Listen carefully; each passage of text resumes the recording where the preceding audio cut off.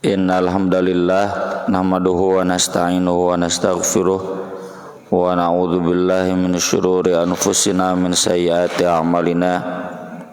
Asyhadu an la ilaha illallah wahdahu la syarikalah wa asyhadu anna Muhammadan abduhu wa rasuluhu alladzi la nabiyya wa la rasula ba'dah.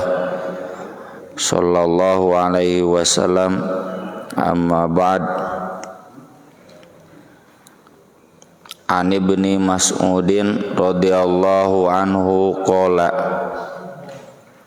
dari Ibnu Mas'ud semoga Allah meridainya, ia berkata, qasama Rasulullah sallallahu alaihi wasallam qismatan.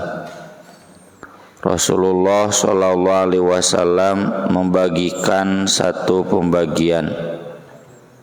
Di dalam riwayat lain disebutkan ini membagi ghanimah. Ghanimah itu harta hasil perang, harta musuh yang berpindah kepemilikan sesudah perang. Perangnya adalah berturut-turut, dari mulai Fathu Makkah, perang Hunain, perang Taif, itu kan berturut-turut. Dan yang diberi oleh Nabi SAW adalah tokoh-tokoh Quraisy, tokoh-tokoh yang semula kafir. Di antaranya Abu Sufyan, Suhail bin Amr, Sofwan bin Umayyah, Al-Aqra bin Habis, Uyainah bin Hisn, dan lain-lainnya, masing-masingnya 100 unta. Al-Hafidh merinci jumlah mereka, nama-namanya kurang lebih ada 40 orang dalam kitabnya Fathul Bari bab Ghazwatit Taif. Ini sesuatu yang aneh. Anehnya kenapa? Karena biasanya ghanimah itu dibagikannya itu ke tentara, ke pasukan kaum muslimin yang berperang bersama Nabi. Ini kok dibagikan lagi ke musuh, tapi musuhnya masuk Islam, ya, atau mu'allaf. Maka dari itu, faqala rajulun minal ansor, ada seorang Ansor yang berkata, wallahi, demi Allah, ma arada Muhammadun bihadza wajhallah. Muhammad tidak meniatkan dengan ini keriduan Allah. Ini teh cenah apa-apaan? Kok Nabi memberi harta kepada tokoh-tokoh para pembesar, lain ka urang cenah ka jamaahna. Tergambar, ya, terbayang oleh kita bagaimana kalau Bapak Ketua DKM di sini bukan membagi ke jamaah, malah membagi kepada para pejabat. Wah, ieu mah kaitanna nya ada udang di balik batu kan. Ada motif-motif duniawi, cari pengaruh, cari jabatan, cari perhatian, atau cari elektabilitas. Mungkin Pak Haji Ketua DKM mau minta jabatan, ya, mau nyaleg. Jadi minta dilancarkan urusan. Itu normal kan? Di satu sisi normal, tanda kutip, kalau ada kritikan dari jamaah. Aneh cenah, kumaha Ketua DKM teh ngadon ngasih ke para pejabat, bukan ke kita, ke jamaahnya. Bahkan dalam riwayat lain, ini kritikan dari seorang Ansor itu, dia mengatakan, mereka sudah berlumuran darah kita, kok sekarang harta diberikan ke mereka? Iya kan? Kaum Muhajirin, Ansor, sahabat yang berperang dengan Nabi banyak yang meninggal, korban. Bahkan sampai 70 orang tuh banyak, ya, 70 orang itu. Sampai diabadikan dalam Al-Quran. laqad nasarakumullah fi mawatina katsirati wa yauma hunain id a'jabatkum kasratukum falam tughni ankum syai'a wa daqat 'alaikumul ard tsumma wallaitum mudbirin. Perang Hunain itu hampir-hampir kalah. Sudah menaklukkan Makkah, menang, jumlahnya banyak, lalu kemudian berpindah ke Hunain. Rasaan pimenangan Makkah aja udah kalah. Tapi kemudian malah kaum muslimin berbalik. Ya, itu Hunain dari atas nyerang, kaum muslimin di bawah pasti susah, ya. Mereka sudah berlumuran darah kita, kata orang Ansor itu. Kok mereka yang dikasih, bukannya kita yang banyak terluka, banyak korban.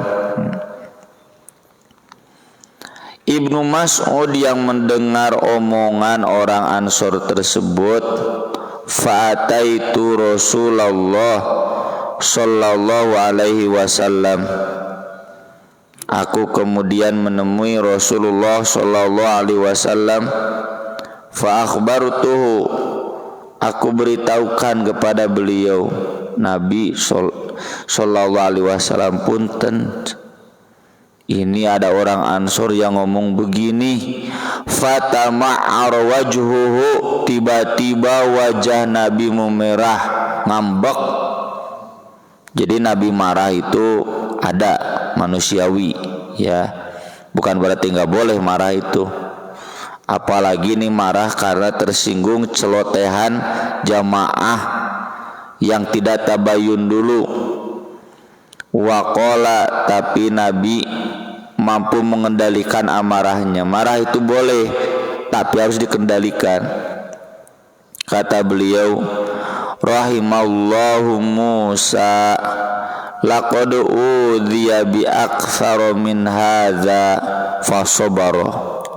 Sungguh Allah telah memberikan rahmat ke Nabi Musa, memberikan anugerah kasih sayangnya sehingga Nabi Musa penuh kasih sayang.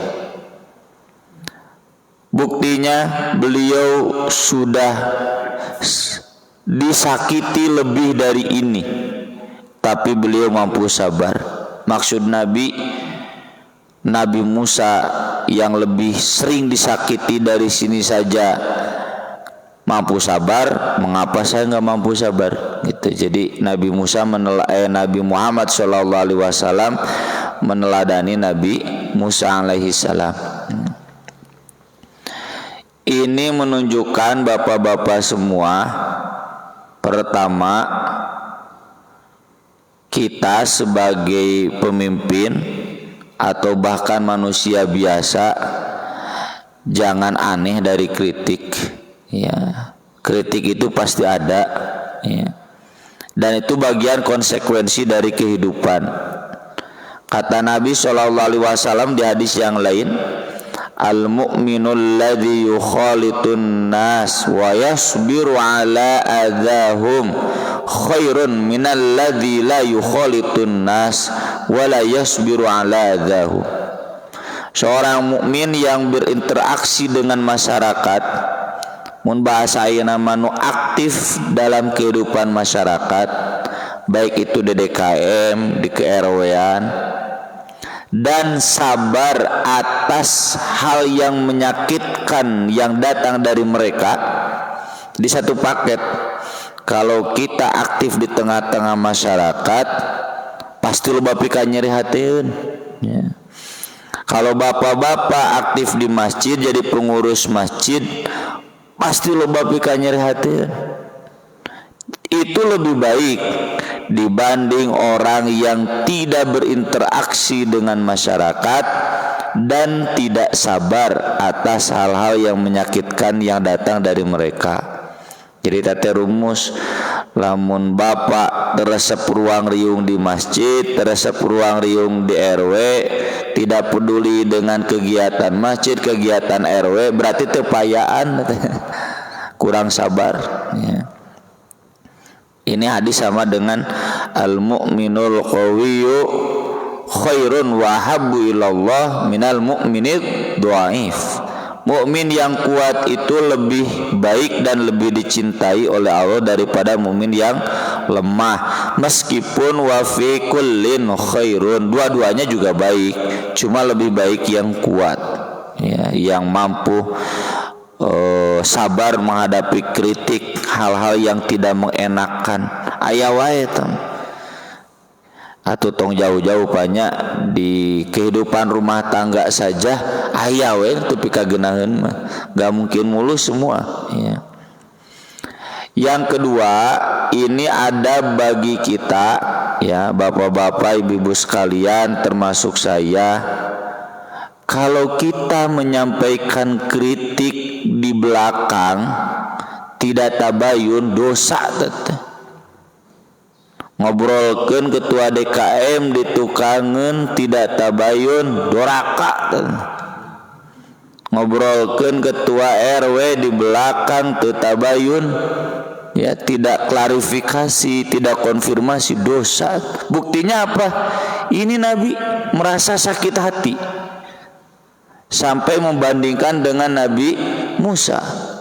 Nabi Musa dulu lebih sering disakiti lebih dari ini. Saya ini baru sekarang, kata Nabi.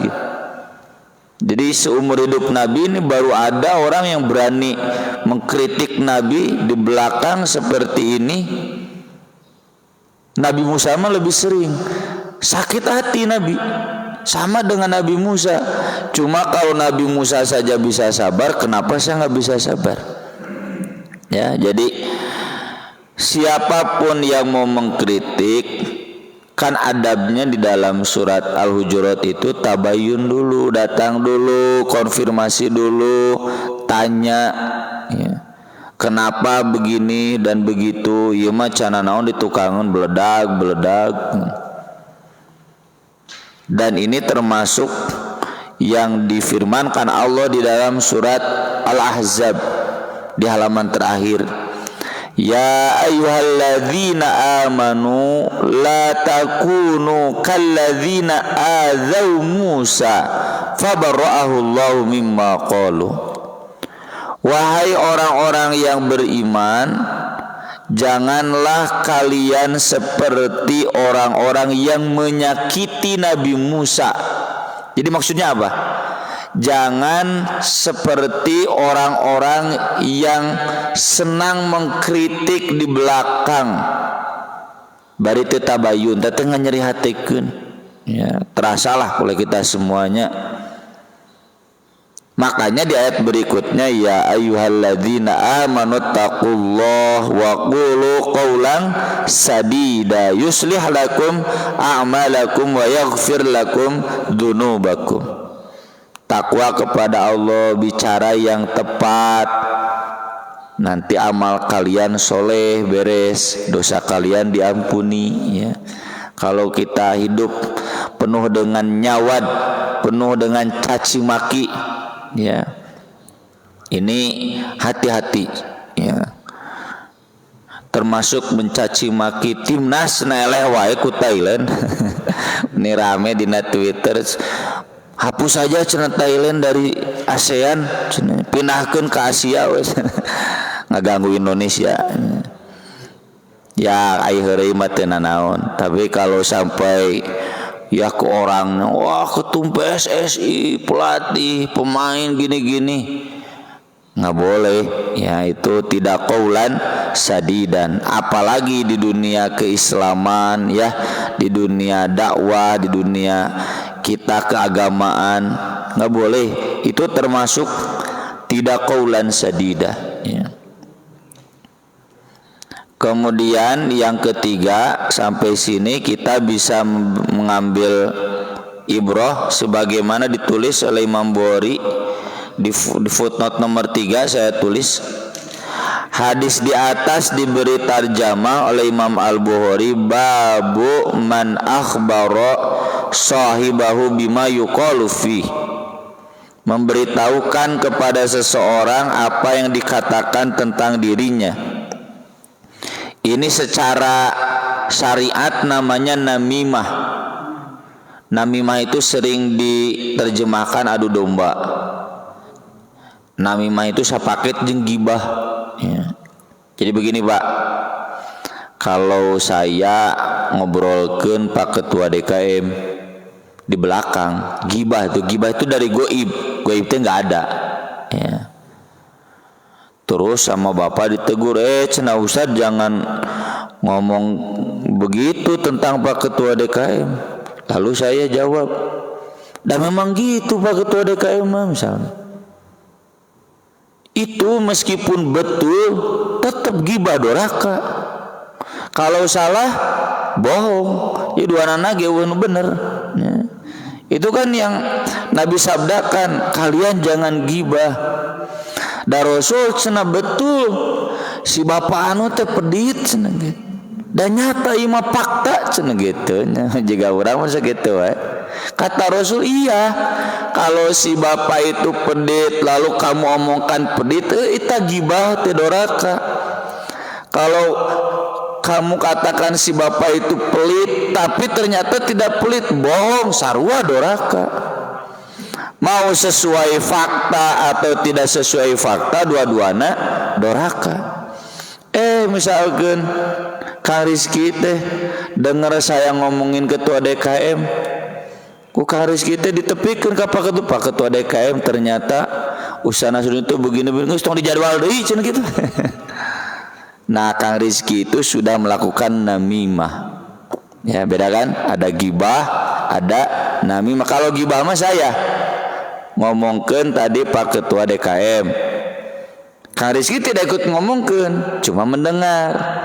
Lalu ku Kang Rizky teh tepikeun ke Ketua DKM. Pak Ketua, ternyata ustaz itu begini, coretlah cenah tong dijadwal deui. Maka Kang Rizky itu namimah.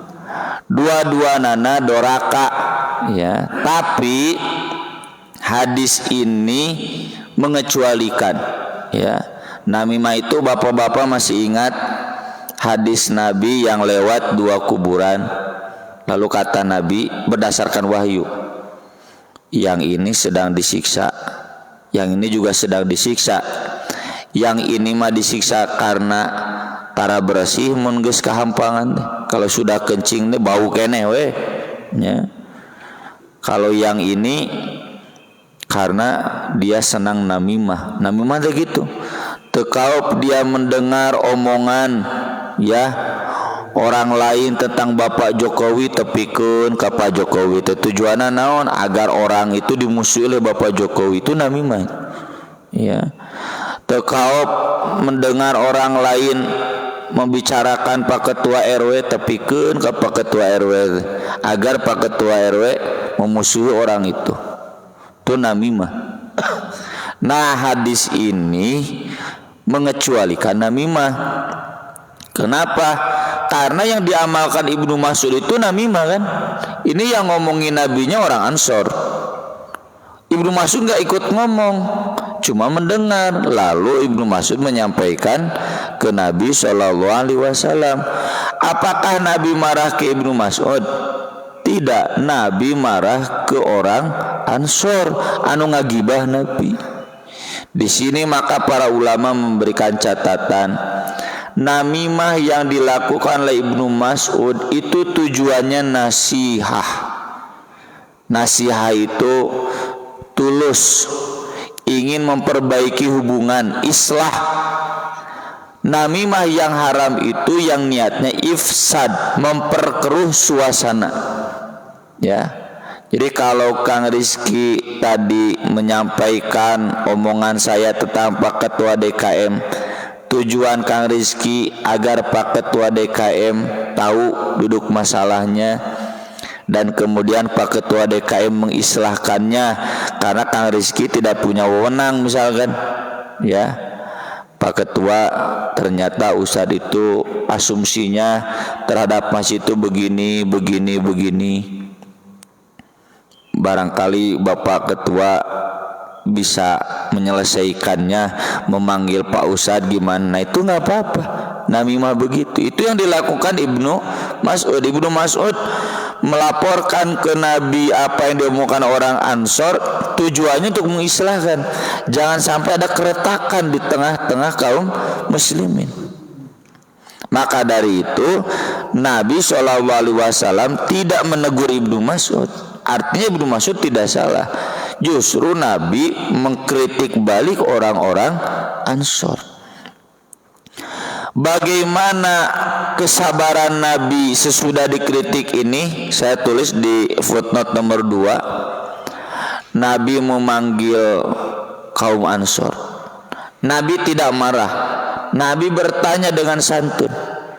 Jadi bukan menunggu rakyat datang, anggota datang, bukan, tapi Nabi sendiri yang turun ke rakyat.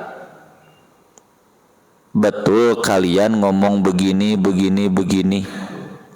Orang-orang Ansor sahabat seniornya tentu mengatakan tidak ada mustahil. Masa as-sabiqunal awwalun yang sudah dijamin surga oleh Allah masih menyisakan akhlak-akhlak buruk? Enggak, Nabi. Siapa? Ditelusuri, ternyata orang Ansor yang mu'alaf deh, nu anyar.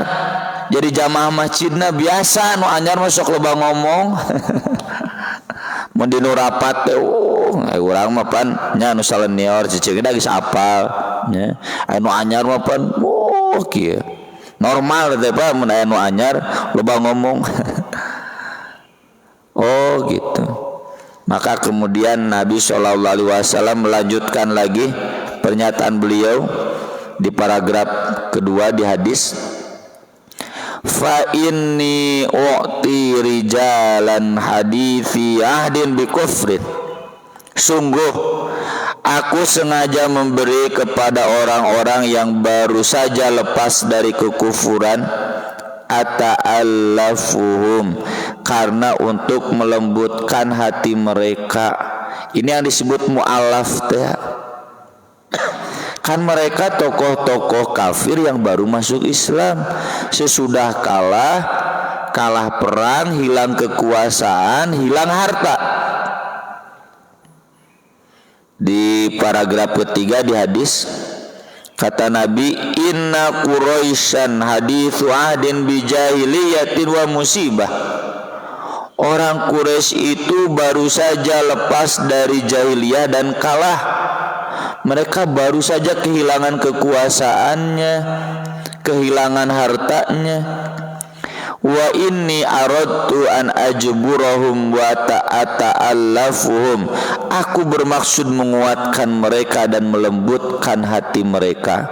Coba bayangkan, kan kata Ratu Balkis juga ke penggawa, ke pejabat-pejabatnya ketika dapat surat dari Nabi Sulaiman.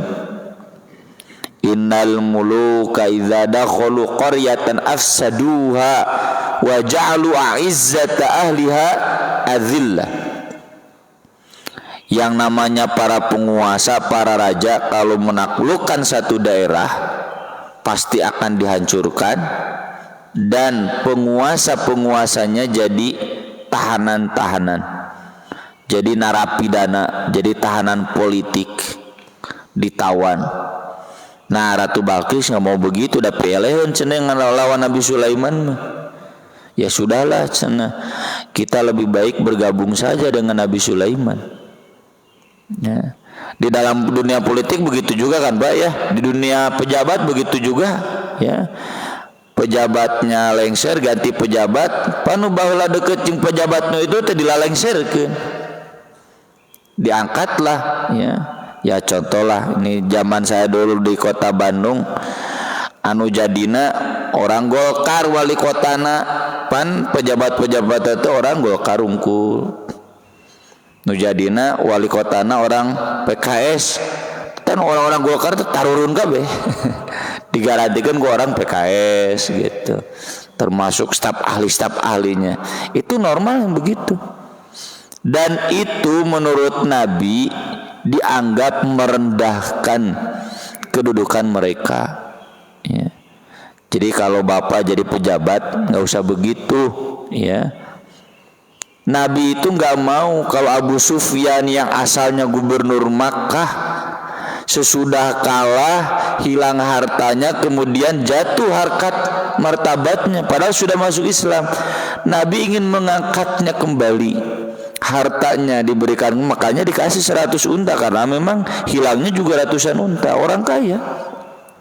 Bahkan Nabi tetap menempatkan Abu Sufyan di posisinya sebagai gubernur. Sampai begitu. Kalau Nabi menaklukkan Makkah, Hunain, Taif, lalu kemudian hartanya dibawa ke Madinah, pikumaheun omongan orang-orang Arab. Cenah Nabi juga sama dengan penguasa lainnya, berperang hanya untuk mendapatkan harta rampas. Itu juga walanda. Ya, Belanda pun rempah-rempah tu orang. Jika orang Eropa nubung harna Asia, nubung harna Afrika, nah jadi nubung harna Eropa gitu. Padahal kekayaannya dari Asia, dari Afrika, tapi nubung harna orang Eropa. Nabi nggak mau begitu. Ya. Maka dari itu saya sengaja memberi ke mereka untuk melembutkan hati mereka. Mereka baru saja kalah, baru saja miskin, ya. Dan ini kemudian nanti diturut oleh semua khalifah sesudah Nabi, termasuk Muhammad Al-Fatih kan. Jadi pejabat-pejabat Romawi yang ikut ke beliau bahkan dijadikan pejabat beliau, ya, kepercayaan beliau asal masuk Islam syaratnya. Kan nggak boleh mengangkat pejabat orang dekat yang beda agama, ya. Maka kata Nabi SAW, ama tarodawna an yadhhaban nasu bil amwal wa tadhhabuna bin Nabi SAW ila rihalikum. Kalian tidak puas kalau orang lain pulang membawa harta, kalau kalian pulang ke Madinah membawa Nabi. Pan enaknya orang Ansor tadi gitukeun. Tuh Nabi tuh ngamuk tuh mencak-mencak Aisyah tuh malah likir tuh gitu. Tidak marah Nabi, dengan lembut. Mana yang kalian pilih? Apakah kalian pilih pulang dengan harta atau lebih senang pulang dengan Nabi? Tuh sahabat teh juga orang Sunda, dua nana apa orang mah gitu. Sahabat mente kalau Nabi berikan pilihan tuh sok tara nawar, ya.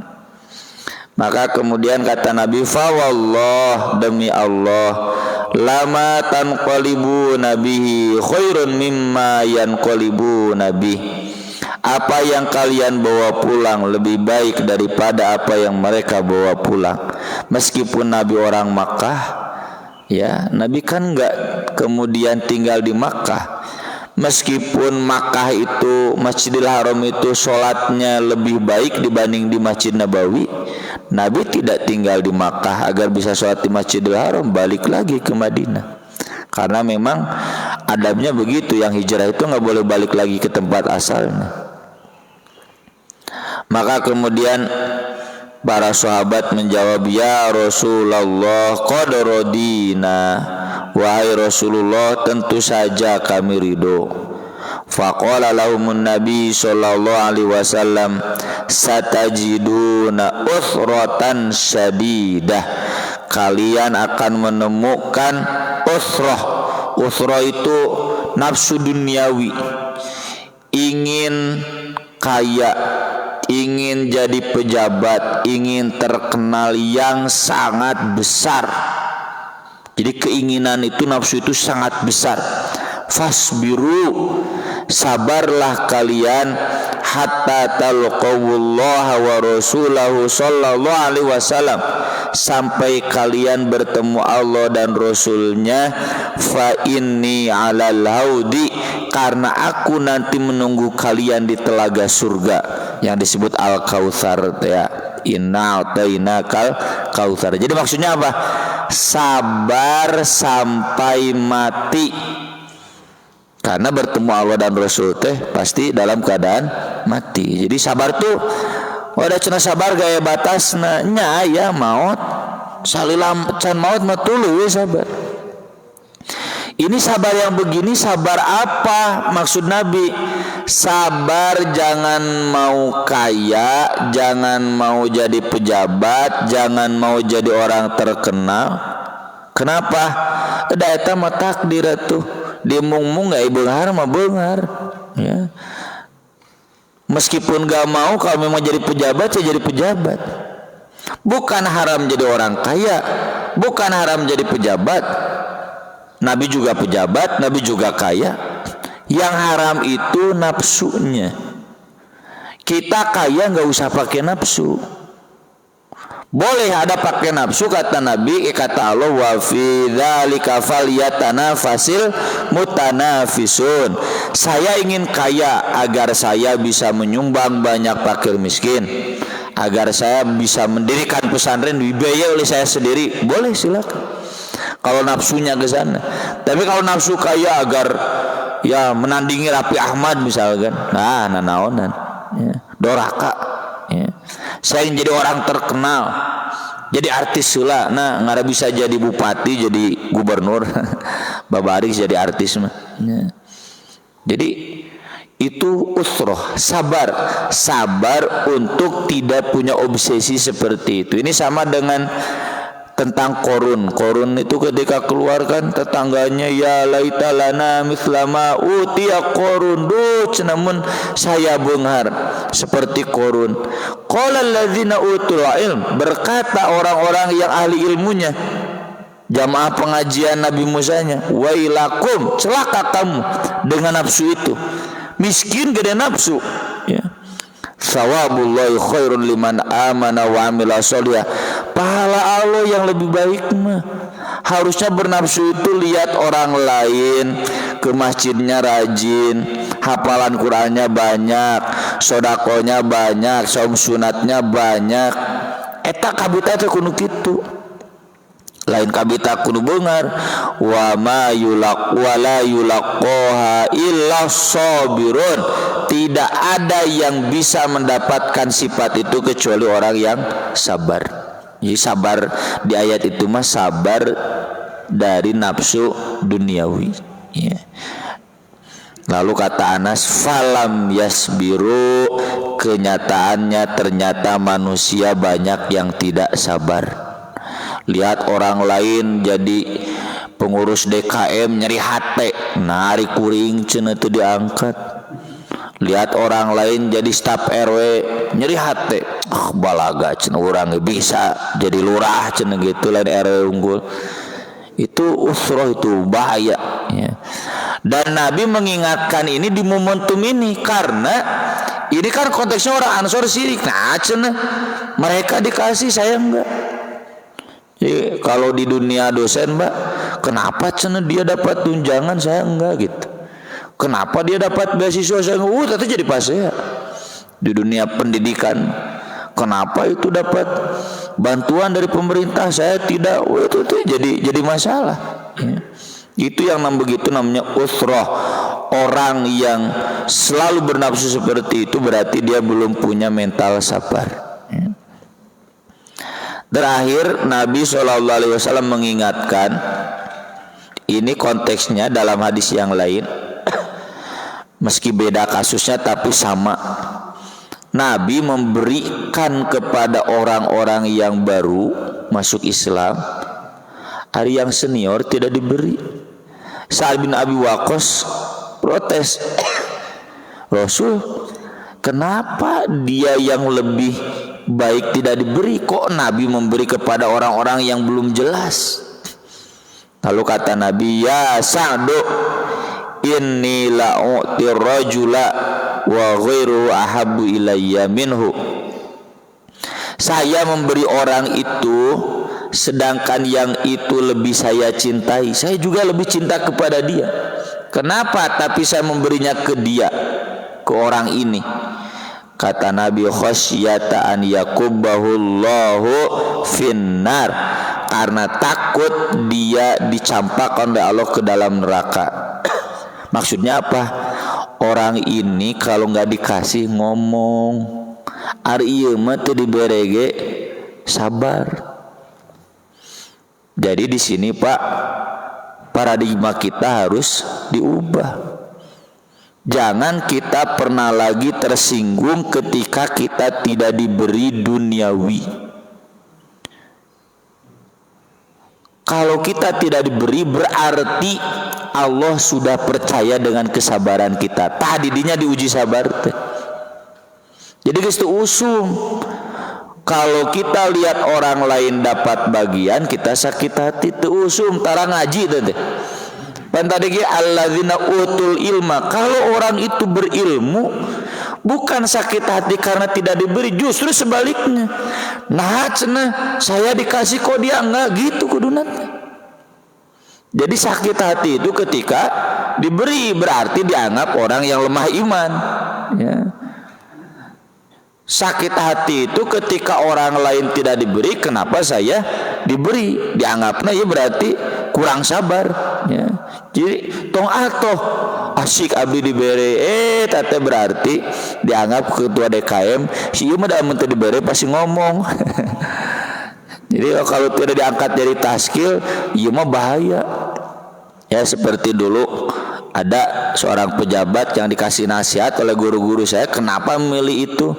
Ngajak. Soalnya kalau nggak dipilih, engke gerbongna kieu teh cenah. Jadi kalau dia dipilih minimal gerbongnya mendukung kita cenah gitu. Kata seorang pejabat itu. Oh nyatuh silakan. Ya. Jadi dalam konteks orang-orang berilmu, justru ketika kita tidak diberi, alhamdulillah. Bahkan kalau ketika kita diberi, ini harus jadi pertanyaan, kenapa saya diberi, orang lain tidak diberi. Dan ini sekaligus menunjukkan sejauh mana kadar ilmu kita, kadar sabar kita.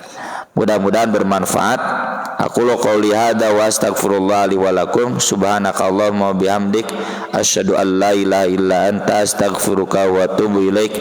Wassalatu wassalamu ala Rasulillah. Wassalamu alaikum warahmatullahi wabarakatuh.